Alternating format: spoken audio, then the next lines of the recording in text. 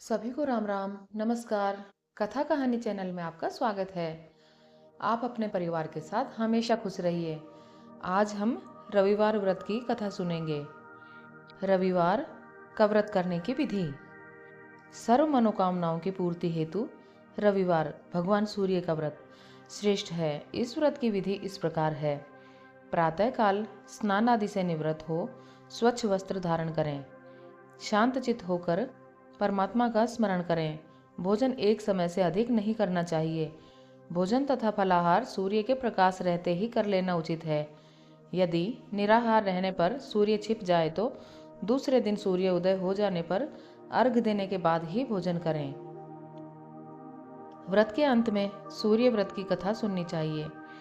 व्रत के दिन नमकीन तेल युक्त भोजन कदापि ग्रहण ना करें। इस व्रत के करने से मान सम्मान बढ़ता है तथा शत्रुओं का क्षय होता है। आंख की पीड़ा के अतिरिक्त अन्य सब पीड़ाएं दूर होती हैं। रविवार व्रत कथा प्रारंभ।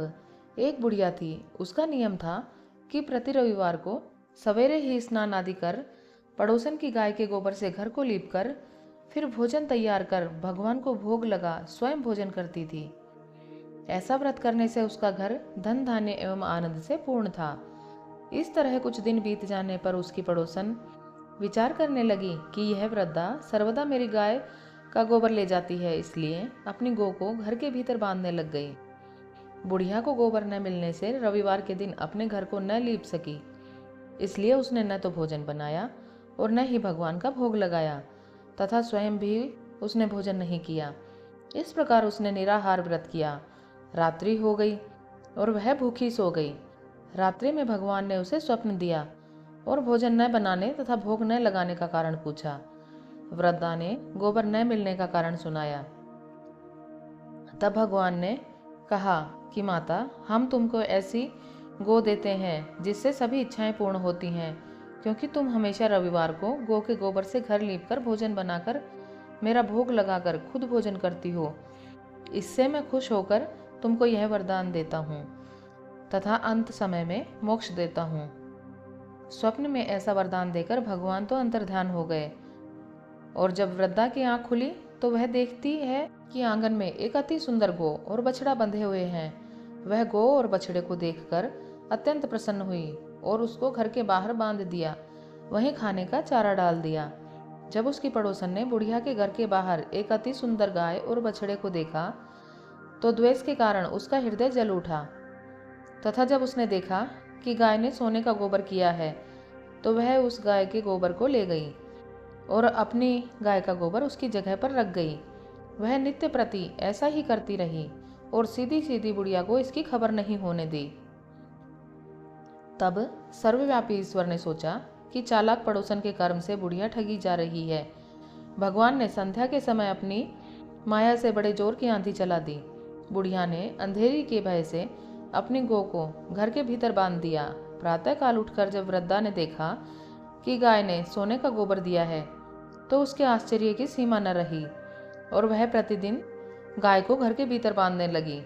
उधर पड़ोसन ने देखा कि बुढ़िया गऊ को घर के भीतर बांधने लगी है और उसका सोने का गोबर उठाने का दाव नहीं चलता, तो वह ईर्ष्या से जल उठी और कुछ उपाय न देख उसने उस देश के राजा की सभा में जाकर कहा, महाराज, मेरे पड़ोस में एक वृद्धा के पास ऐसी गाय है जो आप जैसे राजाओं के ही योग्य है।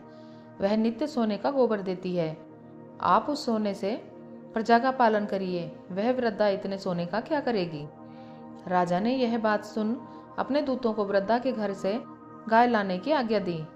वृद्धा प्रातः ईश्वर का भोग लगा भोजन ग्रहण करने ही जा रही थी कि राजा के कर्मचारी गाय खोलकर ले गए। वृद्धा काफी रोई चिल्लाई, किंतु कर्मचारियों के समक्ष कोई क्या कहता। उस दिन वृद्धा गऊ के वियोग में भोजन न खा सकी और रात भर रो रोकर ईश्वर से गऊ को पुनः पाने के लिए प्रार्थना करती रही। उधर राजा गऊ को देख बहुत प्रसन्न हुआ, लेकिन सुबह जैसे ही वह उठा सारा महल गोबर से भरा दिखाई देने लगा। राजा यह देखकर घबरा गया।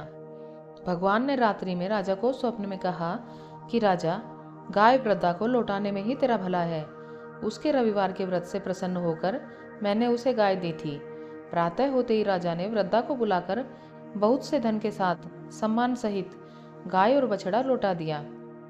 उसकी पड़ोसन दुष्ट बुढ़िया को बुलाकर उचित दंड दिया। इतना करने के बाद राजा के महल से गंदगी दूर हुई। उसी दिन से राजा ने नगर निवासियों को आदेश दिया कि राज्य की तथा अपनी समस्त मनोकामनाओं की पूर्ति के लिए रविवार का व्रत करो।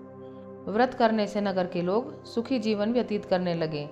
कोई भी बीमारी तथा प्रकृति का प्रकोप उस नगर पर नहीं होता था। सारी प्रजा सुख से रहने लगी। कथा सुनने के बाद रविवार की आरती करनी चाहिए। सूर्य भगवान की कृपा आप सब पर बनी रहे। कथा कहानी सुनने के लिए आपका बहुत बहुत धन्यवाद।